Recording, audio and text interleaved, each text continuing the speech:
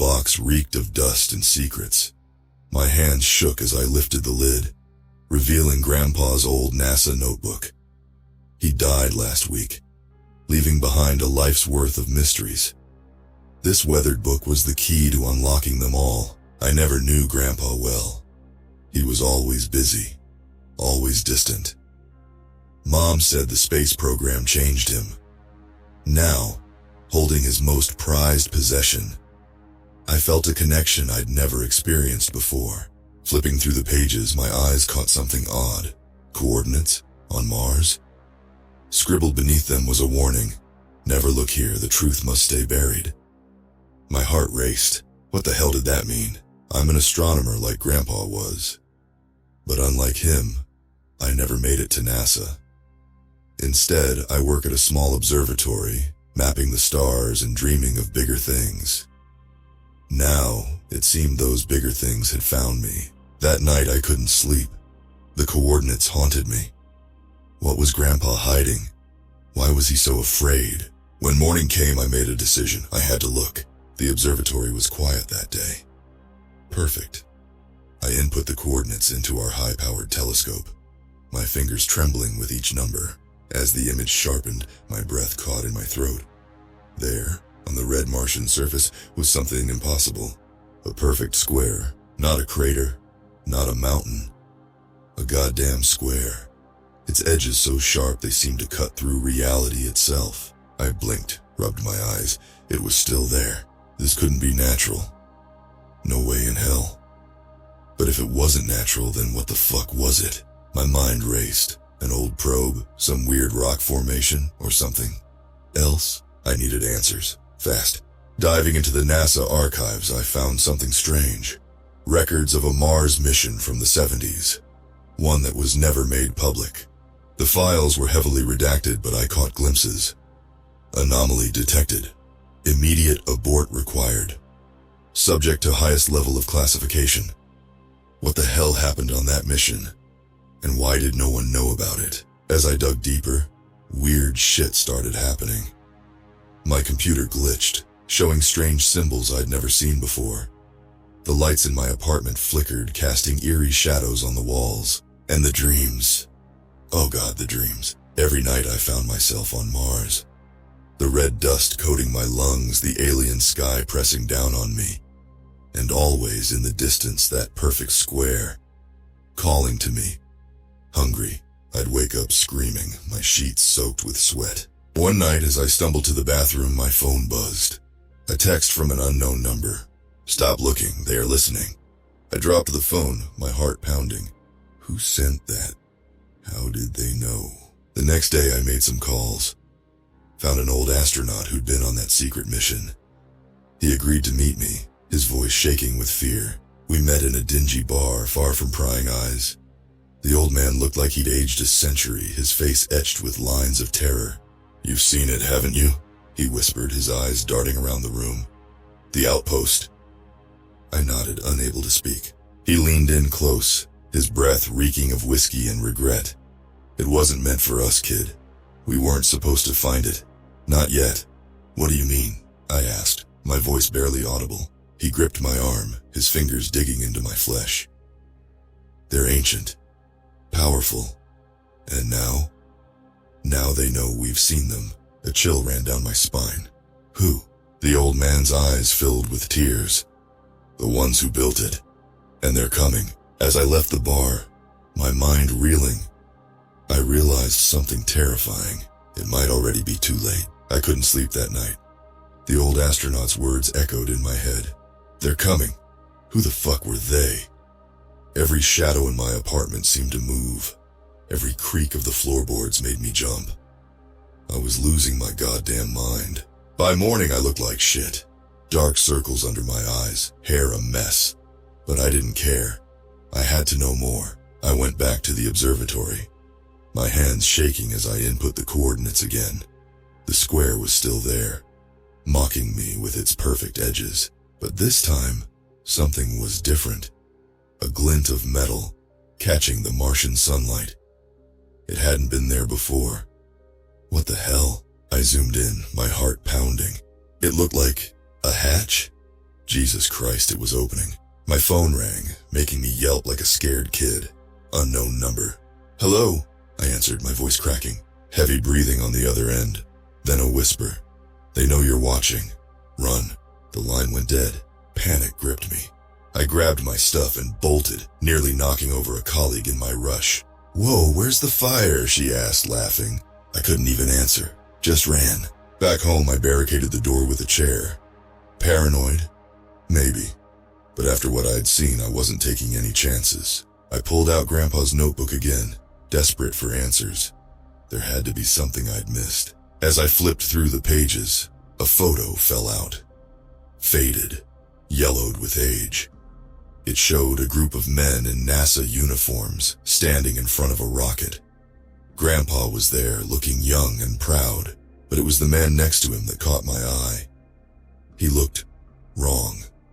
His proportions were off, his skin too pale, and his eyes. Jesus, his eyes were pitch black. I turned the photo over. On the back, in Grandpa's shaky handwriting, First contact. God help us all. My blood ran cold. First contact? No fucking way. I needed more info. I called the old astronaut again, but the number was disconnected. Shit. Desperate, I turned to the dark web, found a forum for conspiracy theorists and UFO nuts, posted about the Mars anomaly, begging for info. Responses flooded in. Most were bullshit, but one caught my eye. A user named Red Skywatcher claimed to have worked on the secret Mars project. We started chatting privately. Red Skywatcher was paranoid as hell, but seemed to know his stuff. The outpost isn't just a building, he wrote. It's a beacon, and you just turned it on. My hands were shaking so bad I could barely type. What do you mean? They seeded Earth with life millions of years ago. Been watching us ever since, waiting for us to evolve, to be ready. Ready for what? I asked, dreading the answer. Harvesting. I felt sick. This couldn't be real. It had to be some sick joke. But then Red Skywatcher sent a video. Grainy, black and white, but clear enough to see. Something emerging from the Martian soil. Tall, spindly limbs. Too many eyes. I slammed my laptop shut, bile rising in my throat. This was so much bigger than me, than anything I could have imagined. What the fuck was I supposed to do now? As if in answer, my phone buzzed. A text from Mom. Honey, are you okay? There are some men here asking about you. They say they're from NASA. My heart stopped. They'd found me. I grabbed Grandpa's notebook and ran to the bathroom, puked my guts out. Then, hands trembling, I started to flush the pages down the toilet. Evidence gone. But the knowledge, the terrible, horrifying knowledge like that was stuck in my head forever. As I heard a pounding on my front door, I realized a chilling truth. I knew too much, and now I'd never be safe again. The pounding on my door grew louder. My heart raced, threatening to burst from my chest. Open up! This is NASA security! Bullshit. NASA doesn't have its own security force. These guys were something else, something worse. I scrambled for my phone, dialing Mom's number. No answer. Fuck. The bathroom window was small, but I was desperate. I squeezed through, scraping my sides raw. The fall to the alley below knocked the wind out of me. As I struggled to my feet, I heard the crash of my apartment door being broken down. No time to think. I ran. The city streets blurred around me. My lungs burned, but I couldn't stop. They were coming. They were all coming. I ducked into a crowded subway station, hoping to lose any pursuers in the mass of people. As I caught my breath, I noticed something odd. Everyone's phones were buzzing, all at once. What the hell? I peered over a woman's shoulder. Her screen showed a news alert. Breaking. Unidentified object approaching Earth at unprecedented speed. My blood turned to ice. It was happening. They were here. The station erupted into chaos, people shoving, screaming. I was swept along with the crowd, struggling to stay on my feet. Somehow, I made it to a train. As the doors closed, I caught a glimpse of men in dark suits pushing through the crowd. Their eyes met mine, empty, inhuman. The train lurched forward, leaving them behind. For now, I slumped in a seat, my mind racing. I needed help, real help. Then I remembered. Grandpa had a cabin in the woods, off the grid. If I could get there, maybe I'd be safe, at least for a while. It took hours of paranoid travel, switching trains, hitchhiking, always looking over my shoulder. Finally, I reached the cabin. It looked abandoned, overgrown with weeds.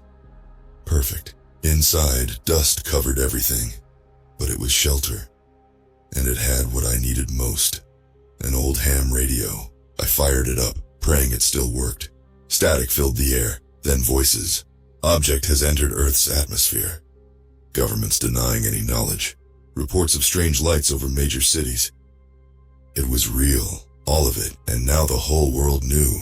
I slumped to the floor, overwhelmed. What could I do? I was just one person. How could I stop this? A new voice crackled over the radio. Familiar to anyone who can hear this. My name is Dr. Elizabeth Reeves. I worked on the Mars project. What's happening now? It's our fault. We woke them up, but there's still hope. There's a way to stop them. If you're hearing this, come to these coordinates. I scrambled for a pen, scribbling down the numbers. It was a chance. Maybe our only chance. But as I stood to leave, a floorboard creaked behind me. I spun around, my heart in my throat. There, in the shadows, stood a figure. Tall. Too tall. Its limbs bent at impossible angles. And its eyes. Oh God. Its eyes. Black as the space between stars. Hungry. It spoke, its voice like grinding stones.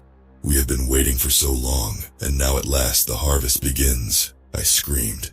Ran for the door, but its limbs stretched impossibly fast, grabbing me. Cold. So cold. As consciousness faded, one thought burned in my mind. This isn't the end. It can't be. Somehow, someway, I have to fight back. For Grandpa, for humanity, for everything. I woke up gasping, my throat raw from screaming. The cabin was empty. No sign of the thing. Was it all a nightmare? The throbbing pain in my arm said otherwise. 5 perfect circles burned into my skin. Its touch. I stumbled outside, retching. The sky was wrong. Too red. Like Mars. They were changing our world. Making it theirs. My phone buzzed. A text from an unknown number. Midnight. The old quarry. Come alone if you want answers. I knew it was stupid. Probably a trap. But what choice did I have? The quarry was pitch black when I arrived. My flashlight beam danced over abandoned machinery, casting twisted shadows. Hello? My voice echoed, small and scared. A figure stepped out from behind a rusted excavator. It was the old astronaut from the bar. You're still alive, he said, sounding surprised. Good. We need you. We? More figures emerged from the darkness. Men and women, young and old. All with the same haunted look in their eyes. The old astronaut spoke again. We're what's left of the original Mars project. We've been hiding, watching, waiting for this day. A woman stepped forward. Dr. Elizabeth Reeves, the voice from the radio. We can stop them, she said. But we need your help. They led me to a hidden bunker, deep underground. Inside was a treasure trove of classified tech and alien artifacts. When we found the outpost on Mars, Reeves explained, we also found this. She held up a device unlike anything I'd ever seen. It pulsed with an eerie light. It's a key, she continued, to shut down the beacon, to send them back. My mind reeled. Why me? Why now? The old astronaut placed a hand on my shoulder. Because of your grandfather. He was the one who hid the key, who knew we weren't ready. And now, you're the only one who can finish what he started. It was too much. I sank to the floor, head in my hands. I'm nobody, I whispered. I can't do this. Reeves knelt beside me. You have to. The fate of humanity depends on it. As if on cue, the ground shook. A deafening roar filled the air. We rushed to a bank of monitors. The screen showed chaos. Massive ships descending on cities. Strange tentacled things stalking the streets. People running, screaming. It's starting, the old astronaut said grimly. The harvest. Reeves turned to me, her eyes desperate. We have a plan. A way to get you to their main ship. To use the key, but it's dangerous. You might not come back. I looked at the screens again, at the world being torn apart, at everything I'd ever known and loved being destroyed. I thought of Grandpa, of the burden he'd carried all these years, of the trust he'd placed in me. I stood up, fists clenched. Tell me what I need to do. The next hours were a blur. Training, preparations, last-minute adjustments to equipment I barely understood. As dawn broke, we emerged from the bunker. The world was different now, alien. The air thick with ash and strange spores. A cobbled-together spacecraft waited for us. Our ticket to the mothership. As I strapped in, Reeves handed me the key. It felt warm, alive. Remember, she said, once you're inside, you'll be on your own. Trust your instincts, and whatever you do, don't let them take the key. The engines roared to life. As we lifted off, I caught a last glimpse of Earth. My home. Maybe for the last time. Fear gripped me, but underneath it something else burned. Determination, rage, hope. I'd stop him or die trying. As we shot towards the looming mothership, one thought echoed in my mind. The real fight was just beginning. The mothership loomed before us, a twisted mass of organic metal. My stomach churned as our craft approached a pulsing opening. An entrance, or a mouth. Remember the plan, Reeves's voice crackled over the comm. Find the central chamber, use the key, don't let them. Static, then silence. We were on our own. Our ship shuddered as it was pulled inside. The alien atmosphere hit me like a punch to the gut. Thick, suffocating, wrong. I stumbled out, gagging. The key burned in my pocket, almost alive. The inside of the ship was a nightmare. Flesh-like walls pulsed with sickly light. The floor squelched under my feet. And the smell. God, the smell. I moved forward, every step a battle against nausea and terror. Strange sounds echoed through twisting corridors. Shrieks, growls, wet, slithering noises. Something skittered in the shadows. I froze. A creature emerged, all twisted limbs and too many eyes. It hadn't seen me. Yet. I held my breath, pressing against the wall. It passed so close I could have touched it. The urge to scream clawed at my throat. Once it was gone, I ran. No idea where I was going, just desperate to get away. I turned a corner and stopped dead. A massive chamber stretched before me.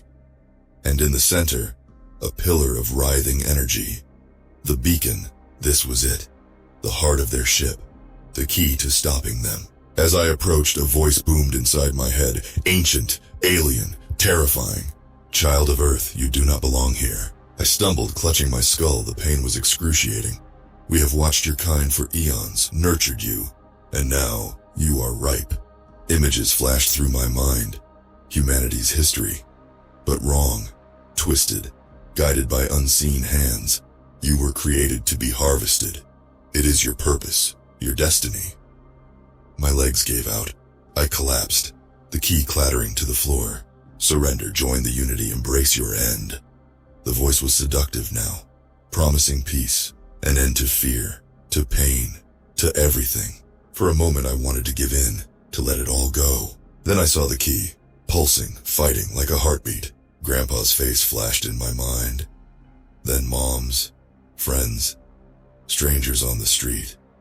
Everyone I'd ever known, everyone I'd never meet. All of them counting on me, even if they didn't know it. No, I growled, forcing myself to my knees. We're not your cattle. We're not your fucking science experiment. We're human. And we decide our own fate. I grabbed the key. Pain shot through me, but I didn't let go. Couldn't let go. You cannot stop what has begun. Watch me, I snarled. I stumbled toward the beacon, each step agony. The air grew thick, resisting me, but I pushed on. Almost there, just a few more steps. A piercing shriek filled the air. I looked back. Hundreds of those things pouring into the chamber, coming for me. No time to think. I lunged forward, thrusting the key into the beacon. Light exploded around me, blinding, burning. I screamed but couldn't hear it over the roar. The ship shuddered. The creatures wailed. And in my mind, a voice howled in fury and despair. Then, nothing. I woke up in a field. The sky was blue again. In the distance, I could see the mothership. Silent, still, dead. My body ached. The key was gone, but I was alive. Alive. As I struggled to my feet, I saw others emerging from the wreckage. Survivors, human and not. Victims of the harvest, now free. A child approached me, her skin an impossible shade of green. "Is it over?" she asked, her voice trembling. I looked at the ship, at the sky, at the strange new world around us. "No," I said softly, "it's just beginning." Days blurred into weeks. The world was changed forever, struggling to make sense of what had happened. And me? I was caught in the middle of it all. They called me a hero, the one who stopped the invasion. If only they knew how close I came to giving up, how scared I still was. The nightmares wouldn't stop. Every night, I was back in that ship, drowning in alien flesh, hearing that voice, waking up screaming, drenched in sweat. During the day, it wasn't much better.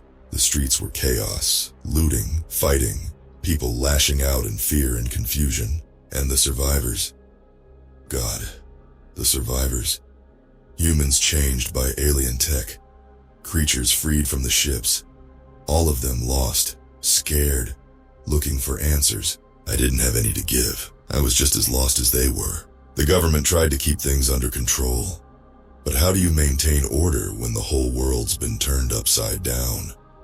I found myself working with Reeves and what was left of her team, trying to understand the alien tech, to find a way forward. One day, as we sifted through the wreckage of the mothership, I found something. A small device, pulsing with that same eerie light as the key.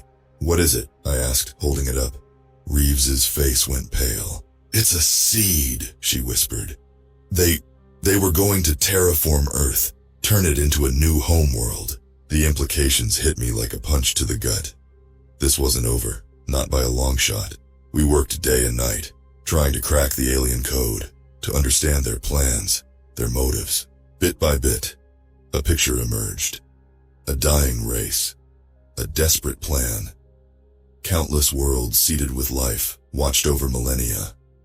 All leading to this. We were cattle, lab rats, a grand experiment in guided evolution. But we'd broken the cycle, done the impossible. And now we had to deal with the consequences. Reports started coming in from around the world. Strange growths in the Amazon, impossible creatures in the deep ocean.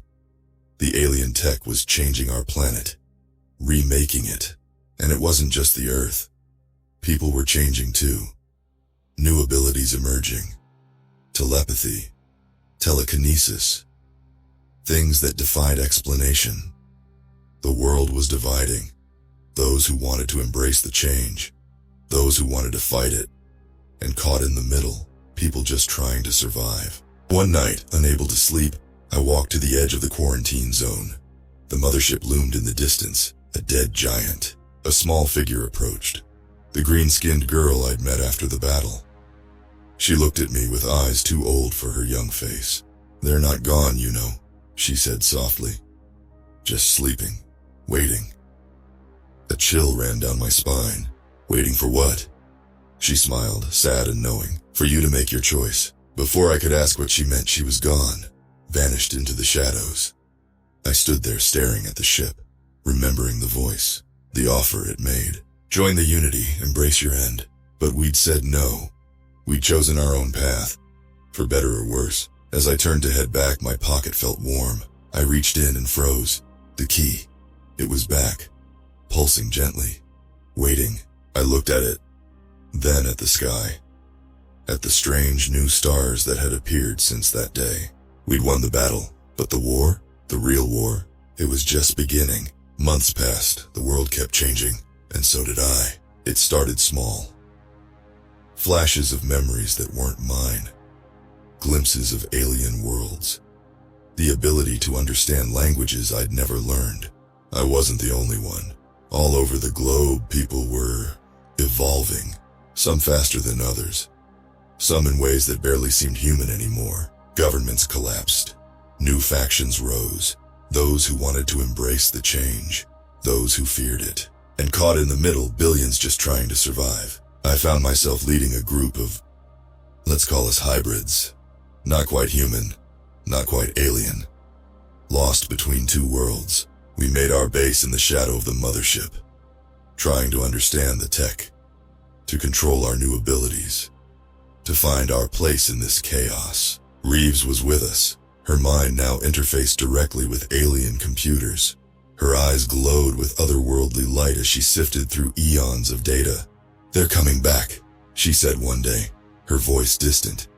"The ones who seeded us, the true harvesters. What we fought. It was just the beginning." Fear gripped me. "When?" She turned to me, tears in her glowing eyes. "Now." The sky split open, a rift in space itself, and through it came them. They defied description, masses of light and shadow, tentacles and eyes and things I couldn't comprehend. Beautiful, terrible, ancient beyond imagination. Their voice boomed in every mind on Earth. "Children of Earth, you have surpassed our expectations. You are ready." Images flooded my mind. The true history of our universe. Cycles of creation and harvest. Races uplifted, consumed, reborn as part of something greater. "Join us, ascend, become part of the unity." I felt the pull, the promise of power, of knowledge, of an end to fear and pain and loneliness. All around the world, people were making their choice. Millions rising into the sky, transformed into beings of pure energy. Others fought back, clinging to their humanity. Battles erupted everywhere. Earth itself seemed to scream. And me? I stood frozen, the key burning in my hand. I knew somehow that I held the final choice.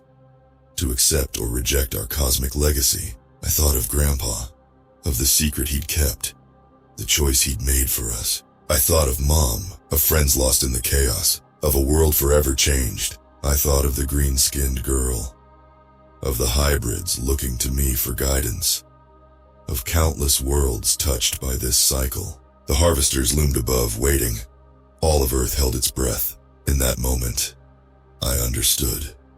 This wasn't about saving humanity, or even Earth. It was about free will, the right to choose our own fate. I raised the key, not to reject ascension, not to accept it, but to do something new, something never done before. "We choose neither," I said, my voice somehow carrying to every corner of the globe. "We are our own, not your children, not your cattle. We will find our own way among the stars."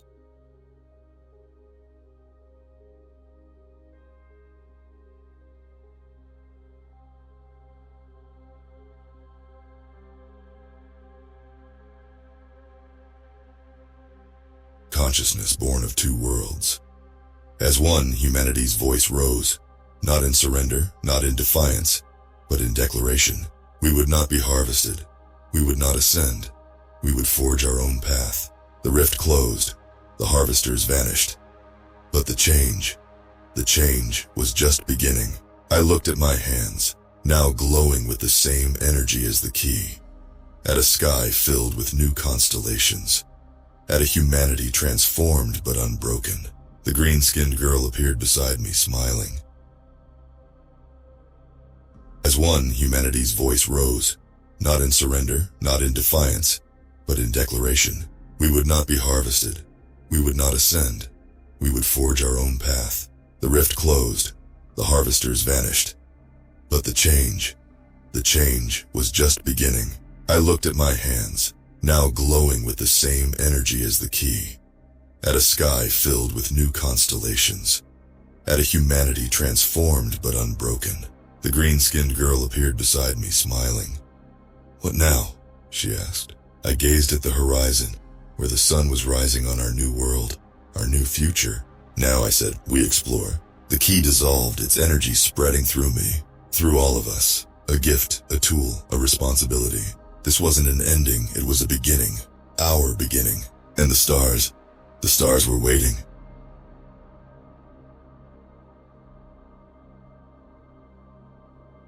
The transmission came through garbled and barely audible, yet the sheer terror in the cosmonaut's voice pierced through the static.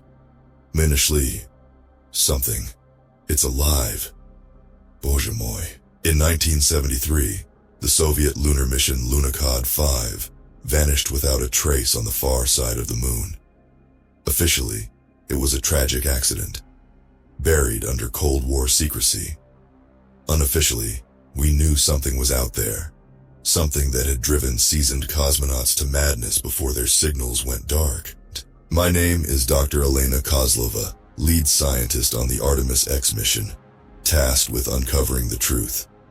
We were the second attempt, the first one since the Soviets to venture into the unknown. The stakes were high, the risks higher, but the thirst for knowledge overpowered our fear. We landed on the far side of the moon, under the cover of perpetual darkness.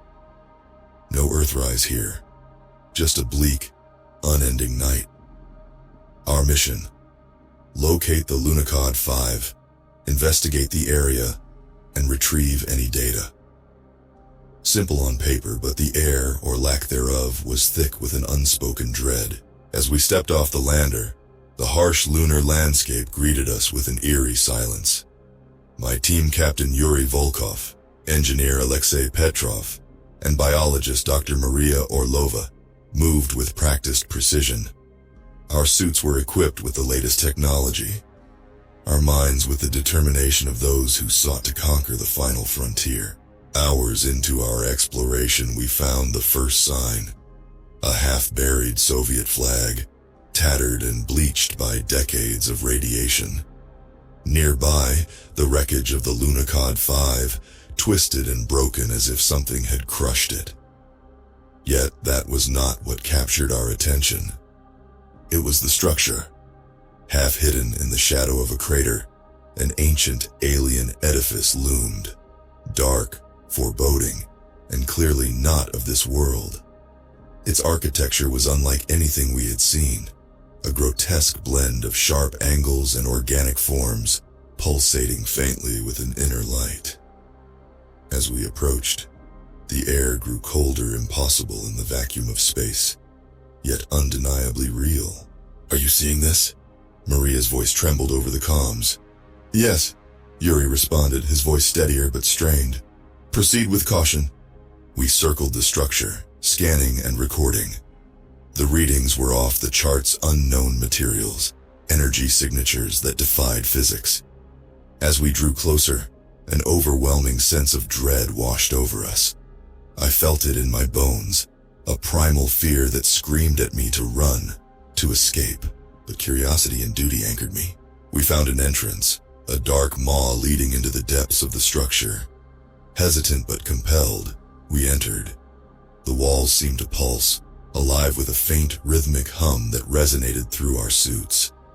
The corridors twisted and turned in impossible geometries, disorienting and labyrinthine. Suddenly, Maria screamed. I turned to see her clutching her helmet, eyes wide with terror. "Get it off! Get it off!" she shrieked, her voice a raw, animalistic cry. We rushed to her, but before we could react, she ripped off her helmet.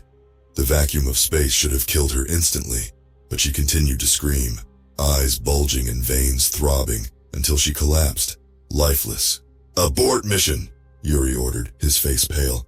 "Get back to the lander now."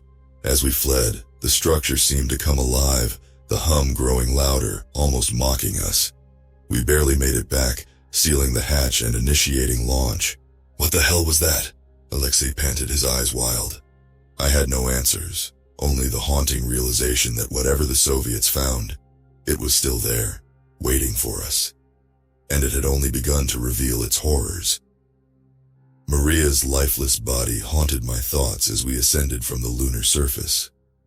Our ship, the Artemis X, was now a sanctuary against the unfathomable horror we had uncovered.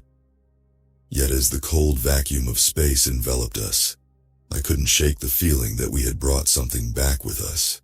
Yuri's stern face was a mask of controlled panic as he navigated our return trajectory. Alexei sat beside me, eyes fixed on the console and avoiding Maria's empty seat. The silence in the cabin was oppressive, broken only by the occasional beep of the instruments. "We need to document everything," Yuri finally said, his voice tight. "No one will believe us otherwise." I nodded, though the words felt hollow. What could we possibly say that would make sense of Maria's madness and death? The alien structure was real, but how could we convey the dread, the sense of something alive and malevolent within it? As I began to compile our data, a disturbing pattern emerged. The structure's energy readings spiked right before Maria's outburst, almost as if it had reached out to her. I shuddered at the thought. The more I delved into the data, the more I felt the creeping tendrils of unease. Then the whisper started. At first I thought it was the fatigue playing tricks on my mind. Soft, unintelligible murmurs, like echoes in a cavern. I looked at Alexei, who seemed equally disturbed, his eyes darting around as if searching for the source. "Do you hear that?" I whispered. He nodded, his face pale. "It's inside my head." We both turned to Yuri, who was focused on the controls, seemingly unaffected. I hesitated, not wanting to sound insane, but the whispers grew louder, more insistent. They were speaking to us, calling us back. "Yuri," I said, my voice shaking, "we're not alone." He glanced back, confusion etched on his face. "What do you mean?" "Voices," Alexei said, his voice barely a whisper. "We hear voices." Yuri's expression darkened. "We've been through a traumatic event. Our minds are playing tricks on us. Stay focused." But it was more than that. The whispers grew, forming words that twisted and coiled in my mind. They spoke of ancient secrets, of endless darkness, of a hunger that spanned eons. I tried to shut them out, but they seeped into my thoughts, relentless and pervasive. "Yuri, something followed us," I insisted, my voice rising. "We need to do something." "Enough!" Yuri snapped, his eyes blazing with frustration. "We're almost home. We'll get answers then." But home felt an eternity away. As we approached Earth, the whispers became screams. I saw visions, twisted forms writhing in the darkness, eyes filled with a void that threatened to consume me. My sanity teetered on the edge, and I clung to the hope that we would find salvation once we landed. Finally, we touched down, the relief of solid ground tempered by the horrors we carried. Medical teams rushed to assist us, but their faces blurred into grotesque masks, the whispers intertwining with their words. As they took Maria's body, the whispers surged, a cacophony of madness that drove me to the brink. I screamed, the sound tearing from my throat, raw and primal. Alexei and Yuri tried to calm me, but the terror was too great. We were quarantined, isolated from the world, our debriefings turning into interrogations. They wanted to know what happened, but how could we explain the unexplainable? The whispers never ceased, haunting us, a constant reminder of the dark side of the moon. And in the back of my mind I knew we had only scratched the surface of the nightmare. The true horror was yet to come. Quarantine felt like an eternity. We were poked, prodded, and questioned relentlessly. The scientists and military personnel wanted answers, but we had none that could satisfy their hunger for rational explanations. The whispers continued to plague Alexei and me, growing louder and more insistent with each passing day. I tried to focus on the data, poring over the scans and recordings we had managed to retrieve. The alien structure, the energy readings, Maria's final moments. It was all there, but the pieces refused to form a coherent picture. I knew the answers were buried in that data, but my mind, besieged by the incessant murmurs, struggled to find clarity. Alexei fared worse. He grew increasingly paranoid, convinced that we were being watched, that something had followed us back from the moon. His outbursts became more frequent, and they eventually sedated him, isolating him in a padded cell to prevent self-harm. I was not far behind. The whispers had evolved into something more sinister, a dark presence lurking at the edge of my consciousness. At night, my dreams were invaded by visions of the alien structure, pulsating with a malevolent light. I saw Maria's contorted face, her eyes wide with terror, and felt the icy grip of the void tightening around me. Yuri, ever the pragmatist, seemed unaffected. He remained calm, focused, and determined to find a logical explanation. He spent hours with the analysts, deconstructing every second of our mission.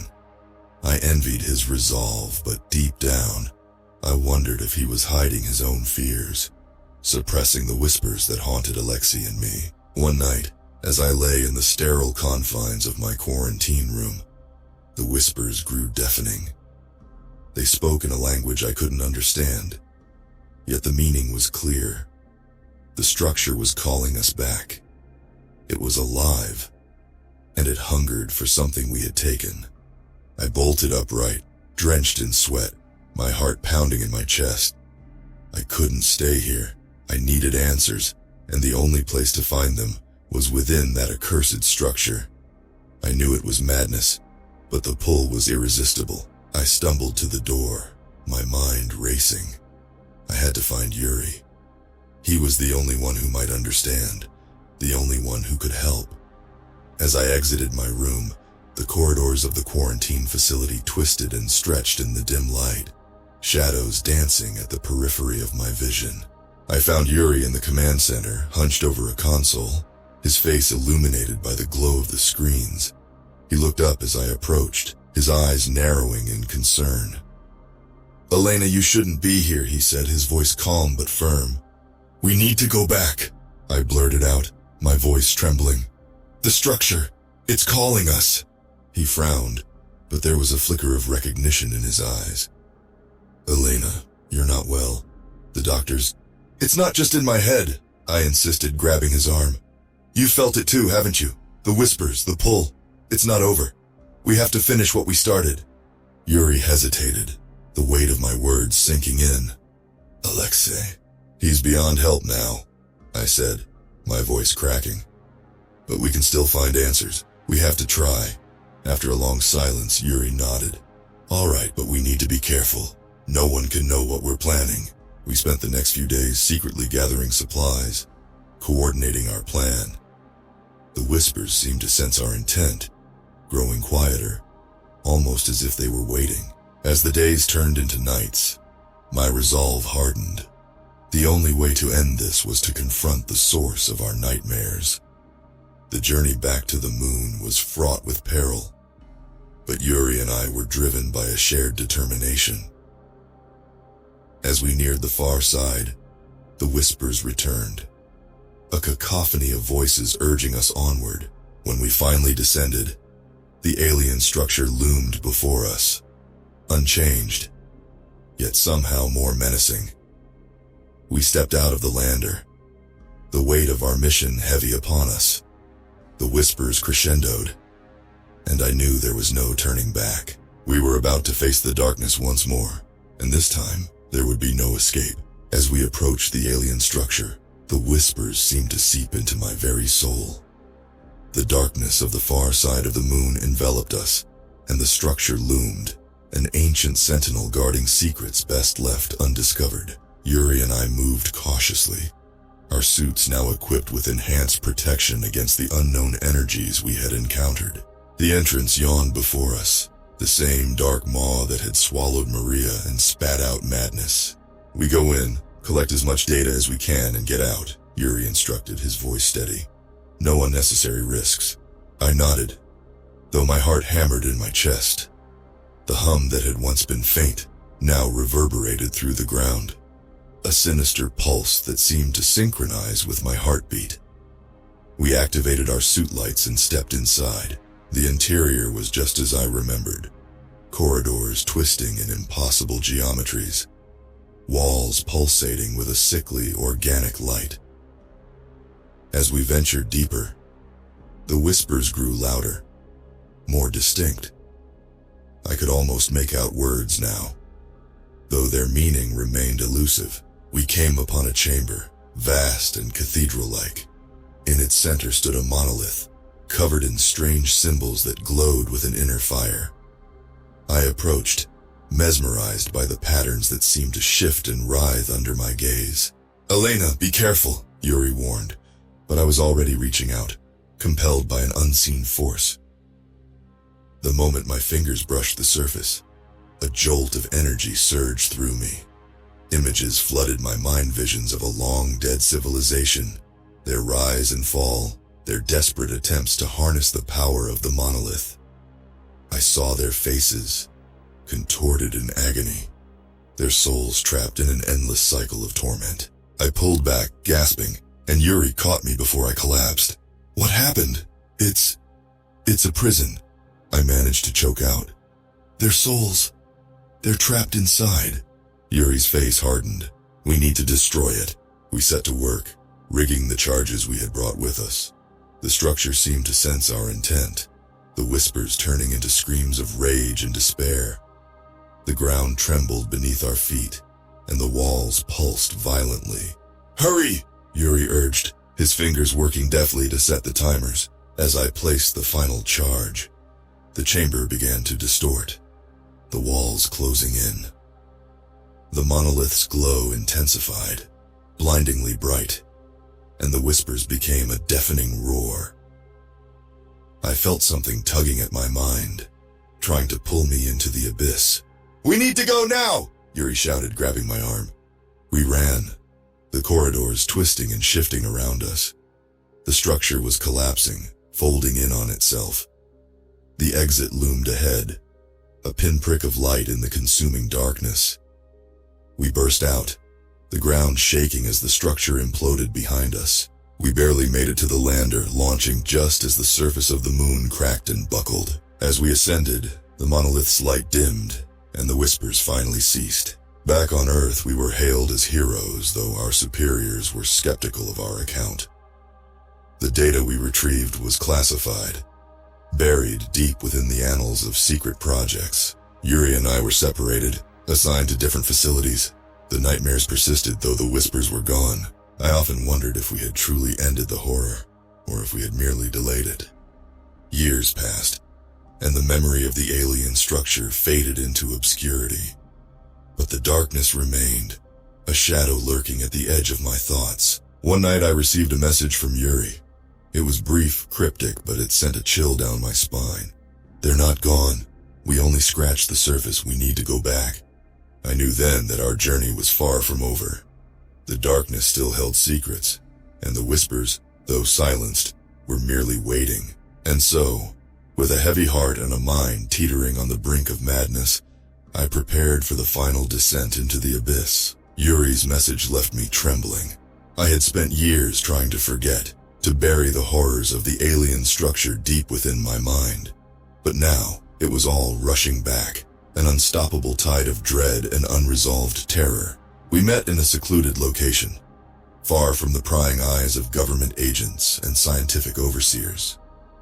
Yuri looked older, his face lined with stress, and haunted by the same nightmares that plagued me. He handed me a folder, thick with classified documents and grainy photos. "They've been monitoring the site," Yuri said, his voice low. "Strange energy readings, fluctuations in the lunar surface. There's something still there." I leafed through the documents, my heart sinking. The photos showed recent anomalies, distortions in the lunar landscape that defied explanation. And there, in the center of it all, was the faint outline of the alien structure, partially buried, but unmistakably intact. "They want to send another mission," Yuri continued. "But they don't understand the danger. We have to go back and finish what we started." The thought of returning filled me with dread, but I knew Yuri was right. The whispers had ceased, but their memory lingered like a phantom pain. We couldn't let another team fall victim to the same fate. We spent weeks preparing, gathering the necessary equipment, and securing a private spacecraft. The journey to the moon felt longer this time, each moment stretched taut with anticipation and fear. As we neared the far side, the familiar landscape came into view, bathed in eternal darkness. The site of the alien structure was marked by a faint, eerie glow. My hands shook as we descended, the memories of our last mission flooding back with visceral clarity. We landed a safe distance away, the silence of the lunar surface pressing down on us. The alien structure loomed in the distance, a dark, twisted silhouette against the horizon. We donned our suits and stepped out, the crunch of lunar soil beneath our boots the only sound in the oppressive void. "Stay close," Yuri instructed, his voice a steady anchor in the sea of fear. We approached the structure, the air, if it could be called that, growing colder with each step. The entrance was partially collapsed, but we managed to squeeze through, our lights cutting through the darkness. The interior was much the same, though the pulsating light was fainter. The hum, a distant echo. The chambers seemed smaller, the corridors more twisted, as if the structure itself had been wounded by our previous visit. We reached the central chamber, the monolith still standing, though its glow was dimmer, more subdued. I felt a pang of guilt. Had we truly accomplished anything? Or had we only angered whatever lay within? "We need to find the core," Yuri said, setting down his equipment. "The source of the energy. It's the only way to end this." We scanned the chamber, searching for any clue. As we moved, the whispers returned, faint but insistent, like the distant murmur of a forgotten dream. They spoke of ancient rituals, of sacrifices made to keep the darkness at bay. "There." I pointed to a hidden panel in the wall, barely visible under the layer of dust and grime. We pried it open, revealing a narrow passage leading down into the bowels of the structure. The air grew colder, the whispers louder, as we descended. The walls seemed to close in, the light from our suits barely penetrating the oppressive darkness. At the end of the passage, we found the core, a pulsating organic mass, radiating an eerie light. The whispers were deafening now, a chorus of voices urging us to turn back, to leave before it was too late. Yuri set the charges, his hands steady despite the cacophony. "This will end it," he said, more to himself than to me. We set the timer and turned to leave, but the passage seemed longer, more twisted. The walls pulsed with malevolent energy, the whispers turning to screams. I felt something tugging at my mind, a dark presence clawing at the edges of my sanity. We barely made it out, the structure collapsing behind us. As we launched, the surface of the moon cracked and buckled, the monolith's light dimming until it was gone. Back on Earth, we were once again hailed as heroes, though the true horror of our mission remained hidden. Yuri and I knew the darkness was not truly vanquished, only temporarily silenced. But for now, the whispers were gone, and we could only hope that this time, they would stay that way. The accolades and commendations meant nothing to Yuri and me. We had returned from the moon, but the darkness had followed us, lingering like a shadow in the corners of our minds. The whispers had ceased, but the silence they left behind was almost worse. It was the silence of anticipation, of something waiting in the darkness. The months passed in a blur of debriefings, medical examinations, and endless questions. The higher-ups were satisfied with our vague explanations, content to file the mission away under classified reports. But Yuri and I knew the truth. We had only delayed the inevitable. One night, unable to sleep, I found myself staring at the moon through my apartment window. Its pale light cast eerie shadows across the room, and for a moment I thought I saw movement, a flicker of darkness that sent a shiver down my spine. I shook my head, trying to dispel the lingering paranoia. My phone buzzed, breaking the silence. It was a message from Yuri. "We need to meet, urgent." My heart sank. I knew this was not a social call. We had been in sporadic contact since our return, sharing our fears and nightmares, but this felt different. I grabbed my coat and headed out, the chill of the night air doing little to calm my nerves. We met in a secluded park, away from prying eyes and ears. Yuri looked haggard, his eyes sunken and haunted. "What's going on?" I asked, the unease in my voice mirrored in his expression. "They found something," Yuri said, handing me a folder. "Another structure, this time on Mars." I stared at him, the implications sinking in. "Mars? How?" "Routine scans. They were looking for signs of water, And they found this instead. He pointed to a grainy photo of an angular alien structure, half buried in the Martian dust. The sight of it sent a chill down my spine. It was eerily similar to the one we had encountered on the moon. Are they planning a mission? Yuri nodded. They're assembling a team now. But I've seen this before, Elena. It's the same darkness. We can't let them go. Then what do we do? I asked, the weight of the situation pressing down on me. We have to stop them, Yuri said, his voice resolute. Whatever it takes. The following days were a blur of covert planning and gathering resources. We knew we couldn't openly oppose the mission, so we had to find another way. We contacted a few trusted colleagues, those who had seen the classified data and shared our fears. As the launch date approached, our desperation grew. The whispers had not returned, but the silence was filled with a growing sense of dread. We were racing against time, against the very forces of the universe that sought to awaken the darkness. On the eve of the launch, Yuri and I infiltrated the Space Center. The facility was on high alert, but our inside contacts provided us with the access we needed. We moved through the shadows, avoiding the patrols and surveillance cameras. We reached the launch control center, our hearts pounding.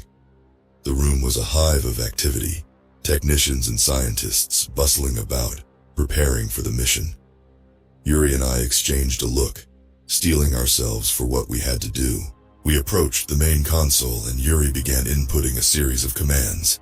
The screen flashed red, an alarm blaring as the system detected unauthorized access. "Stop right there," a voice shouted, and we turned to see security personnel rushing toward us. "Do it now," I urged Yuri, my eyes wide with fear. With a final keystroke, Yuri initiated the override sequence. The launch countdown halted and the alarms grew louder. Chaos erupted in the control center, and we were quickly subdued by the security team. As we were dragged away, I caught a glimpse of the mission director's face, a mixture of confusion and anger. We had bought ourselves some time, but at a great cost. In the holding cell, Yuri and I sat in silence, the weight of our actions settling over us. We had stopped the mission, but we knew it was only a temporary reprieve. "They'll come for us," Yuri said quietly, his eyes fixed on the floor. "And they'll send another team. We haven't stopped anything." I nodded, feeling the same hopelessness. "Then we keep fighting, as long as we can." And so the shadows of the past continued to haunt us, the darkness ever present. We had delayed the inevitable, but the whispers were out there, waiting. And deep down, I knew our battle was far from over. Our actions at the Space Center did not go unnoticed. Yuri and I were branded as saboteurs, our reputations and careers destroyed. We were held in a secure facility, interrogated for days on end, but we remained resolute in our silence. We knew the truth, and we couldn't let anyone else suffer the same fate. Months passed, and the whispers returned, this time more insistent, more urgent. They were no longer confined to our dreams. They seeped into our waking hours, a constant gnawing presence. We knew we couldn't stay imprisoned forever. We had to find a way to end this once and for all. One night, the opportunity presented itself. A sympathetic guard, someone who had read the classified reports and believed our story, helped us escape. We fled into the night, the cold air a sharp reminder of our freedom. But there was no time to savor it. We had to act quickly. Using what contacts we had left, we secured passage to Mars. The mission we had stopped had been postponed, not canceled, and we knew it was only a matter of time before another team was sent. We had to reach the structure before anyone else to destroy it and end the whispers for good. The journey to Mars was harrowing.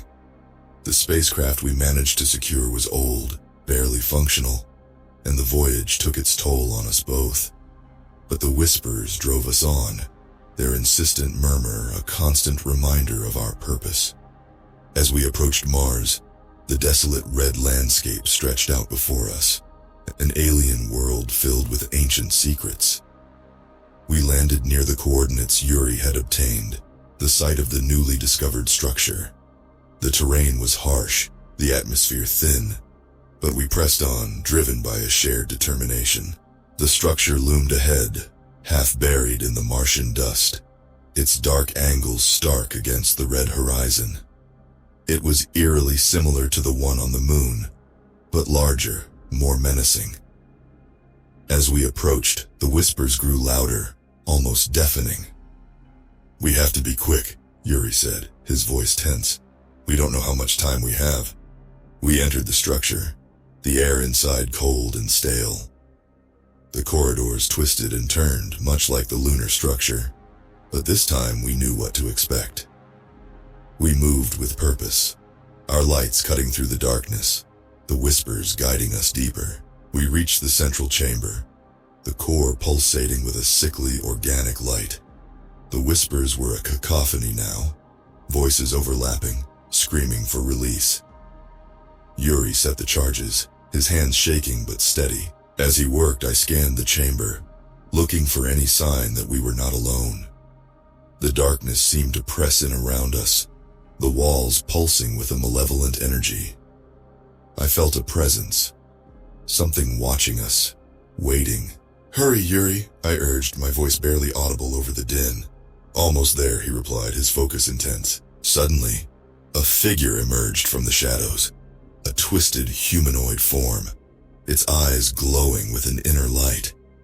It moved towards us with unnatural speed, and I realized with horror that it was one of the missing cosmonauts, twisted and corrupted by the alien influence. "Get back!" I shouted, drawing my weapon. The creature lunged at Yuri, but I fired, the bullets tearing through its flesh. It stumbled but kept coming, its eyes locked on us with a burning intensity. I fired again and again, each shot pushing it back, but not stopping it. "Done!" Yuri shouted, setting the last charge. We turned and ran, the creature still pursuing us. The corridors twisted around us, the whispers now a deafening roar. We burst out of the structure, the Martian landscape blindingly bright after the darkness inside. "Get to the ship," Yuri yelled, and we sprinted across the red dust. We barely made it inside, the creature clawing at the door as we sealed it shut. Yuri hit the detonator, and the charges went off, the ground shaking beneath us. The structure imploded, the whispers silenced in an instant. We sat in the cockpit, breathing heavily, the silence almost surreal. The darkness was gone, the whispers silenced, but the weight of what we had done hung heavy in the air. "We did it," Yuri said, his voice filled with relief. "For now," I replied, knowing that the battle might not be over. As we prepared for the journey back to Earth, I looked out at the Martian landscape, the red dust settling over the ruins of the alien structure. The whispers were gone, but the darkness was still out there, waiting. And deep down I knew that our fight was far from over.